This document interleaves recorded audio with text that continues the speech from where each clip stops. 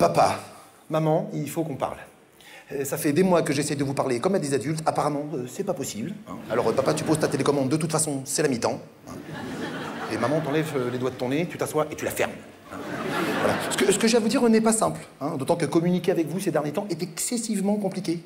Je me sens un petit peu comme un casque bleu en Bosnie qui aurait perdu son casque, vous voyez? Non? C'est pas grave. Ce que je vais vous dire ne va pas vous faire plaisir, mais enfin bon, il faut bien aborder le sujet une bonne fois pour toutes. Alors voilà, lorsque je suis né, il y a 5 ans, j'étais très heureux. J'ai été fier de concrétiser votre vie de couple en participant à l'élaboration d'une structure familiale statistiquement normée.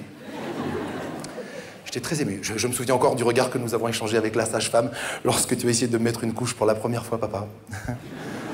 Et toi, maman, tu le regardais, n'osant pas intervenir, sachant probablement d'instinct, dès le début, qu'on ne met pas la couche dans le bébé.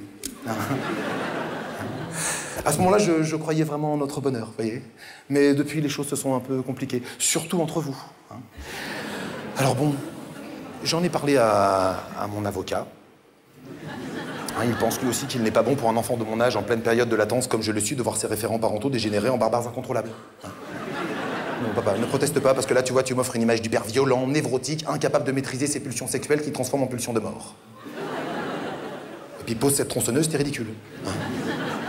Alors maman, ne rigole pas trop, parce que si un jour je viole des filles à Choc-en-Drue, ben, ce sera de ta faute. Je leur taillerai un sourire au cutter en leur demandant de me réciter La Fontaine juste avant de les achever. Et toute cette violence, pourquoi? J'attends. Pour retrouver un idéal maternel dont tu m'as toujours privé. Pas dans la gueule.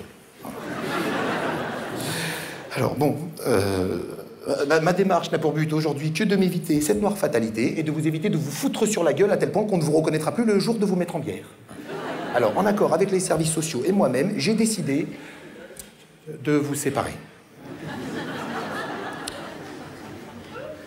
Je sais, c'est dur, mais ça ne veut pas dire que je ne vous aime plus.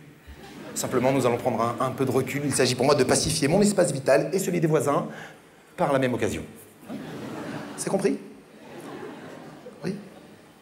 Alors, vous filez dans vos chambres. Vous faites vos valises, direction le foyer pour parents incompétents.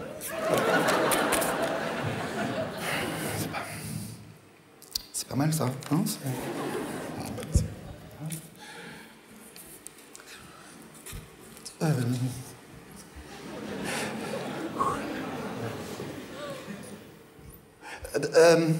Papa?